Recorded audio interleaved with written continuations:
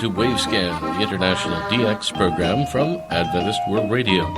Researched and written in Indianapolis by Dr. Adrian Peterson and produced in the studios of WRMI Shortwave. I'm Jeff White. Today on Wavescan, the KDKA Memorial, the historic 95th anniversary ceremony in Pennsylvania. We'll talk to some Adventist World Radio personnel who recently visited us at the Wavescan studios in Okeechobee. And unusual, rare, unique QSLs, AFRS Adana, as heard from an airplane.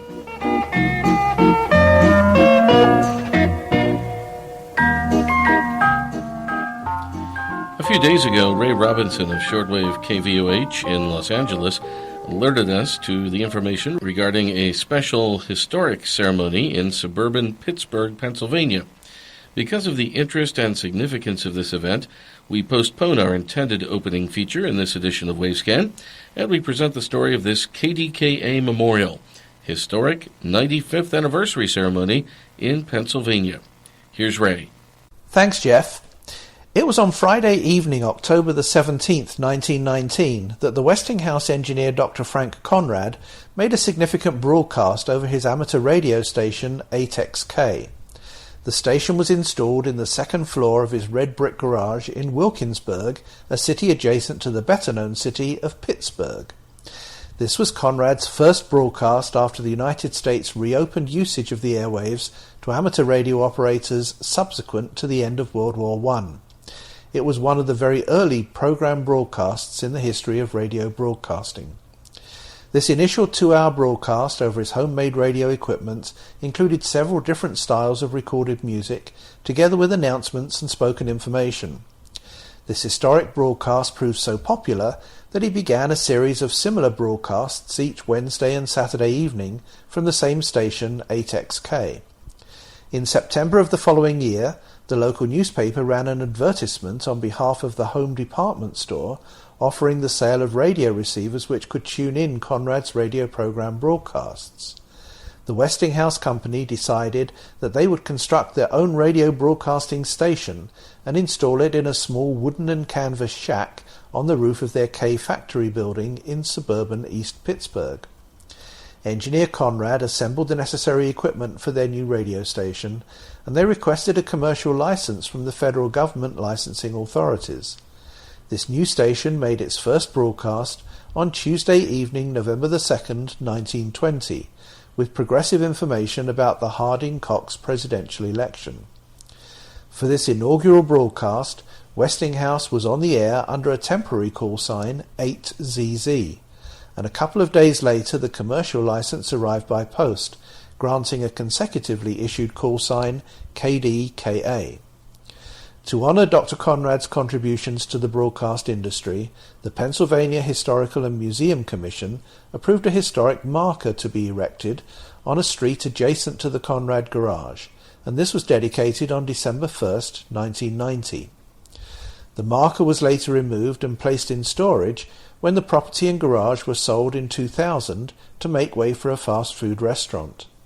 With financial backing, the garage was dismantled and all of the items were placed in storage along with documentation on how to reassemble the garage once more. At 2 p.m. last Friday, October the 17th, just 2 days ago, a special commemorative ceremony was held at a planned new location at South Trenton and Penn Avenues in Wilkinsburg, and the original marker was rededicated at its new location. This event took place exactly 95 years later to the very day after Conrad's historic broadcast, and it was staged at 2 consecutive locations, the Community Life Building at 301 Meade Street, and then at the new location for the memorial marker. Present were 2 of Frank Conrad's great-grandsons, Jamie Conrad and actor David Conrad. Plans are in hand to reassemble the garage, and currently they're looking at several sites in the Pittsburgh area. It's intended to have the garage rebuilt in time for the 100th anniversary of Conrad's first broadcast, which will be on October the 17th, 2019. The completed project will cost an estimated $1.6 million US, and already $225,000 has been raised for this historic event. The international radio world is indebted to the historic endeavours carried out by Dr. Frank Conrad together with Westinghouse and radio station KDKA. It's true that there were many earlier ventures into radio broadcasting in the United States and in several other countries, and even their historic election broadcast was not the first in the history of radio broadcasting. However, the KDKA venture was indeed a major turning point in the development of radio program broadcasting, not only in medium wave broadcasting, but subsequently also in shortwave broadcasting. This information comes from an article in the Pittsburgh Post-Gazette by Dave Zukowski, published on September 25, 2014, with additional historical information supplied by our executive producer, Dr. Adrian Peterson. Thank you, Ray Robinson of KVOH in Los Angeles. You're listening to the Voice of Pittsburgh. This is KDKA, and I'm Larry Richard. John Shumway back with me tomorrow morning. And joining me now is the voice of the University of Pittsburgh Panthers football. You're listening to Wavescan from Adventist World Radio. Send your comments and reception reports to Wavescan, Box 29235, Indianapolis, Indiana, 46229 in the United States. That's Wavescan, Box 29235, Indianapolis, Indiana, 46229 in the USA. Or you can email us at wavescan@awr.org. Our email once again, wavescan@awr.org.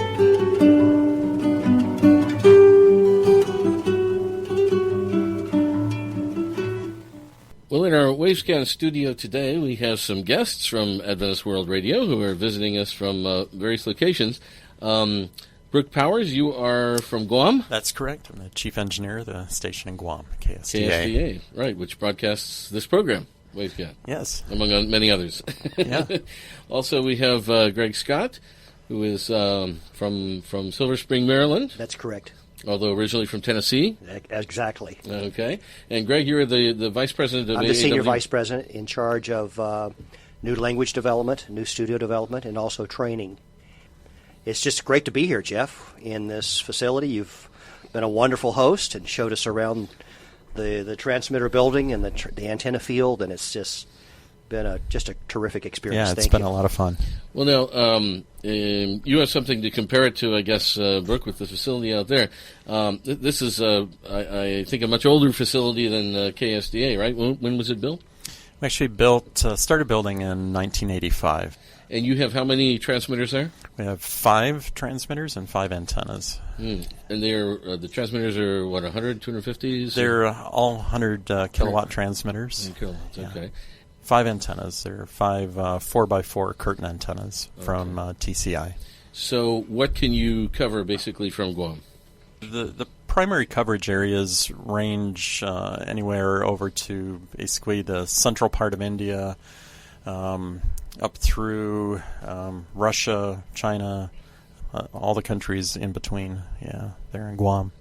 You know, a lot of people say shortwave listening is on the decline and so on, but Asia is an area where there's still quite a bit of shortwave listening, isn't there? Yeah, absolutely. Yeah, there's a lot of listeners that, you know, if you're in countries where the governments restrict the listenership, then those are the areas that we try to broadcast to spread the good news. In how many languages? 31 languages from Guam. Wow. You recently, in recent months, inaugurated a new antenna, right? That's correct. Actually, within the past couple years, we replaced one antenna. It was a TCI model 611, which the band was between 6 to 12 megahertz. replaced that with a 9 to 18 megahertz antenna, and then added an additional 9 to 18. Uh-huh. And Greg, you used to work out there, right? That's correct. I spent 8 years there Uh-huh. in the early days Uh-huh. when it was still being built. And what did you do there? I was a program director for the station. When I got there, July of '87, I think we had one antenna and one transmitter operation. That's operating. correct. Wow. Later that year, they got the second antenna up and the second transmitter operational. And we operated like that for several years, didn't we, Brooke? Yeah, we actually completed the installation of all 4 antennas, but we only had the 2 transmitters That's right. at the time. And then we purchased, was it a Continental? An additional Continental in the early 90s, and then the 4th transmitter was also a Continental Right. around 84, 85 period. And then at some point in time, we took out those. We had two TCI Thompson transmitters and That's 2 correct. Continentals. Right. We removed those and put in 5 ABB of the same transmitters. model, the same design. So we only had to carry an inventory of spare parts for 1 transmitter instead of 2. Yeah, that's correct. And that happened between 2001 through 2004 is when that renovation, the transmitter replacement project was completed. You're still investing money in shortwave out there at KSDA, so you must still see a future for shortwave broadcasting. Absolutely. We are adding new languages to our schedule all the time. We just added the Oriya language and the Gujarati language, spoken by over 100 million people in India. The shortwave listening band is more congested now than it's ever been. Even with some of the major international broadcasters going off the air, I mean, it's still very difficult to find frequencies. The band's very congested. So people who say that shortwave listening is on the decline haven't listened to shortwave very recently or tried to find a shortwave frequency to broadcast on. And you're in a country like India or Vietnam or China, and you turn on the shortwave radio, and the band is full. The people are still listening. Maybe not so much in the urban areas, but in the rural areas, people are still very much tuned to shortwave radio. They depend on shortwave radio for their news or information. What we're doing is still very valid, very important. Now, it's not the only way people listen. There's a number of countries around the world that are now allowing for the ownership and operation of local radio stations. We're seeing that in India. We're seeing that in countries like Indonesia. We're able to buy airtime on 26 local FM stations in Nepal. So there's a proliferation of private ownership of local radio stations around the world, but especially in Asia. And 20 years ago, even 10 years ago, this was not happening. This is something that has just recently developed. So we use the methods that are most popular, the most listened to, and are the most available at the time. What about DRM, digital shortwave? Are your transmitters DRM capable? Presently, they're not equipped with the DRM equipment, but they are able to be retrofitted. I assume at this point you don't see a need for it based on probably the receiver availability, right? Yeah, and that's kind of been the issue. It's like, getting the cart before the horse. If you don't have receivers, then to modify your transmitters, which is expensive, doesn't make sense. At least at this point for us. We do know that some other broadcasters have been experimenting with this and had good results. KTWR right there on exactly. Guam has been doing some, yeah. And they've had real good success with monitoring and the signal quality. But again, they're also trying to help to have receivers developed at a reasonable price so that we can move forward with that technology because it is impressive. Yeah. So if it ever happens, you're ready for it. Right. I think that's going to be a while, Jeff. We can buy shortwave radios in Vietnam or Cambodia for $6, $7, $8 a piece. Yeah.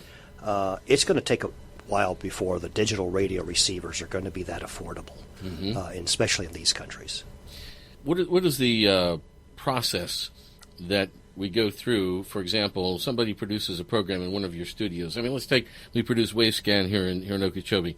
We send it by internet to an FTP server in Indonesia. Is that right? Or where's Aniston located? He's actually in Thailand now. But is that where the programs go, or no? The programs actually end up in the U.S. In the U.S. And actually they're distributed within the cloud. We have a media asset management system. And so where we pick them up from Guam, at least, is from a U.S. site. But it can be anywhere that they're available. It used to be through Singapore, right? Singapore is where the studio was at one point, and then moved to Batam, Indonesia. Okay. And then now Thailand. But the files were never stored in those places. The files were always stored on servers either in California or in the UK or in the cloud. Those locations in Singapore were studios or our regional offices, but they were never actually stored, and the programs were never actually accessed from those points. Okay. And so then all of the stations in the AWR network then download from the cloud, right? That's correct. Yes. Okay. Kent Sharp is also with us here. What is your title, Kent? Financial Vice President for Finance. Okay, so your job is obviously having to do with the money. That is correct. And we're very blessed by the donors that support our ministry on a monthly basis. And it continues to be. I mean, what is with the recession and so on? Have things gone down over the years? Well, we're probably one of the few ministries that actually saw our donations go up on a yearly basis since the recession. Wow! And we're talking several $100,000 a year going up, which is wonderful news from my position. Right. And we just praise the Lord for that. And I'm sure it costs a lot of money to operate KSDA and all the other studios. Now, your studios, are they financed from Silver Spring, Maryland, where your headquarters is, or are they financed locally in every country? We do a little bit of a cost sharing with the different countries. We ask the local countries to pay for the producer. So the producers are local employees, because we don't speak 100 different languages, so we need someone that can monitor. But we cover the cost of the equipment they need, of all the broadcast fees associated with it, and we spend probably close to $4.5 to $5 million a year alone on broadcast. Now, Dowell Chow, president of AWR, was telling me the other day, it's incredible. There really aren't that many AWR employees in the U.S., right? We have 11. Amazing. And they're all there in Silver Spring? All there in Silver Spring. And total worldwide, I think we have, about 26 or 27. So everybody else works for the local organizations in each country? That's correct. And with that, you produce 31 languages out of Guam. Do you do other languages besides that? Or? We do about another 40 languages where we rent airtime on different shortwave stations around the world. And how many stations are you using right now? I think that total there's about 6 or 7 different shortwave stations we're using besides Guam. And you either own or have some association with a lot of AM and FM stations as well, right? We have the Adventist Church has a lot of AM, FM stations that we own, and we also rent a lot of airtime as well in different countries, as Greg was saying a few moments ago. So how do you see the future going for international broadcasting from AWR's standpoint? From my standpoint that I see is we will continue with the shortwave as long as we can continue. We have people responding. We will continue to work on the AM, FM in the major cities when they open up. And we're also working on internet, trying to do podcasting. And we've had a lot of success on podcasting as well. And Greg knows more on the figures there. I know this program, WaveScan, is available on podcast on the AWR.org website, right? That's correct. We started podcasting all of our programs in all of our languages a little over 4 years ago. We discovered that that there was, through some tests and some experiments that we were doing with some podcasts, that there was a huge demand for that. So we invested in a media asset manager, which allows us to manage the thousands and thousands of audio files that are sent to us in the various languages. It allows us to repurpose those files and publish them as podcast. The latest statistics that we have, which were back in March, we have almost 6 million subscribers to our podcast from around the world. And last year, our files were downloaded over 350 million times. And we were recently told by the folks at iTunes, the Apple engineers at iTunes in California, that Adventist World Radio is the largest provider of audio content podcasts in the world on iTunes. Wow. Because of the different languages, we're broadcasting, I think, over 100 languages on iTunes. And so people anywhere in the world with internet connection can listen to a radio program. Can you tell what parts of the world more of them are coming from? We can mine that data and tell where they're being, who's subscribing, or the number of people that are subscribing from the different countries around the world, and how many times the files are being downloaded. And I suppose you can also see areas, countries where there isn't much internet access. That's correct. We were surprised by the most popular downloaded language in the United States were East African languages spoken in places like Ethiopia, in Kenya, Maasai language, and Amharic language. I was really shocked by that.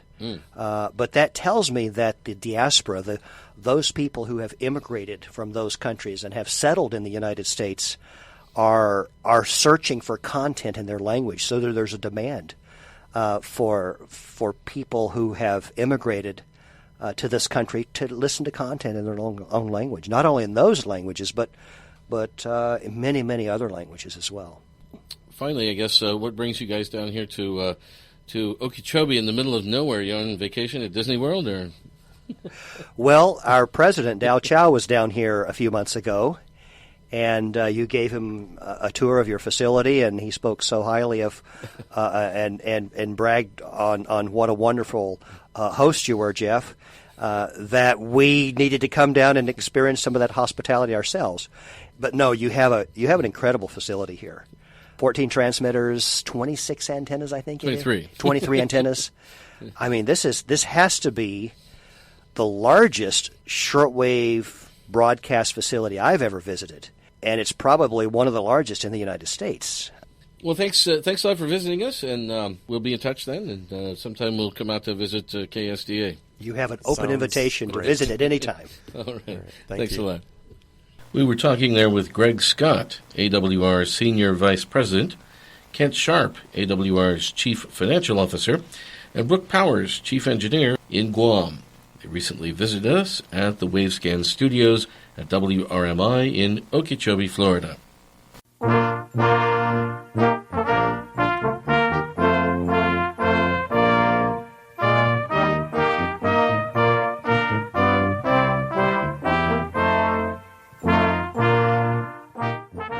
मनुष्य जाति की निराशावस्था जिसे उद्धार की अत्यंत आवश्यकता है और किस प्रकार परमेश्वर पूर्व ही उस अभाव को उसके पुत्र प्रभु यीशु ख्रीस्त.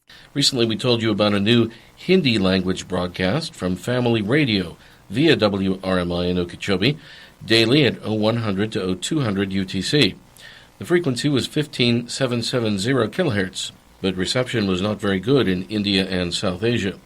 So the frequency has now been changed to 11580 kilohertz at the same time, 0100 to 0200 UTC, and WRMI would appreciate reception reports, particularly from the Indian subcontinent area. The new frequency again is 11580 kilohertz at 0100 UTC for the Hindi language program from Family Radio. For our weekly feature about unusual, rare, and unique QSLs, our DX editor Adrian Peterson tells a story about his QSL card verifying the reception of a low-powered radio broadcasting station in Turkey. Back in the year 1980, he was flying from India to the United States to attend meetings at the head office for Adventist World Radio in suburban Washington, D.C. While the passenger airliner was flying high over Turkey, he was invited into the flight deck of the passenger airliner and given the use of one of the plane's radio receivers. He tuned the radio to 1590 kilohertz and heard his desired station, the low-powered AFRS American Forces radio station, which was installed at the American Air Base near Adana in the Mediterranean corner of Turkey. At the same time as he was seated in the comfortable high-flying airplane, he could see in the distance the clear figure of Mount Ararat, covered in brilliant white snow. Mount Ararat is a reminder of another method of travel in a long-distant era, with a huge wooden boat, the remains of which are said to be in that area to this day. In due course, a do-it-yourself, self-prepared tourist travel QSL card, replete with American postage stamps, was received. This card, with full QSL details, verified AFRS Adana, with just 10 watts on 1590 kilohertz.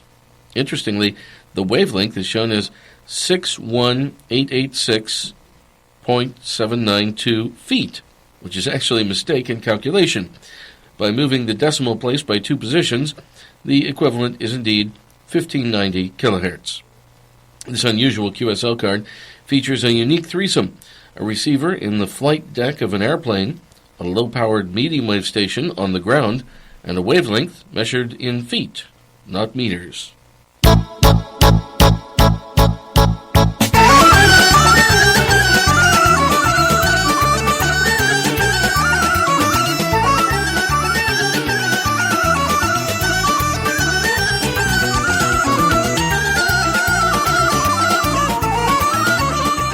And we end today's edition of Wavescan with some folk music from Bulgaria. This is Music of the Sunrise. Thanks for listening to Wavescan, the international DX program from Adventist World Radio, researched and written in Indianapolis by Adrian Peterson. Next week, the 100th anniversary of the Panama Canal, the radio story, Part 1, and our Australian DX report. A reminder that we have several QSL cards available. Send your AWR and KSDA reception reports for Wavescan to the AWR address in Indianapolis that we'll give you in a moment, and also to the station your radio is tuned to, WRMI, WWCR, or KVOH, or to the AWR relay stations that carry Wavescan. Remember, you can also get a QSL card for reports on the various news segments, the DX news segments that we air here on Wavescan from Japan, Bangladesh, Philippines, Australia, and India. They will verify with a colorful QSL card. Return postage and an address label are always appreciated. Our Wavescan address is Box 29235, Indianapolis, Indiana, 46229, USA. That's Wavescan, Box 29235, Indianapolis, Indiana, 46229, USA. Our email address is wavescan@awr.org. That's wavescan@awr.org. I'm Jeff White at WRMI. Until next week, good listening, everyone.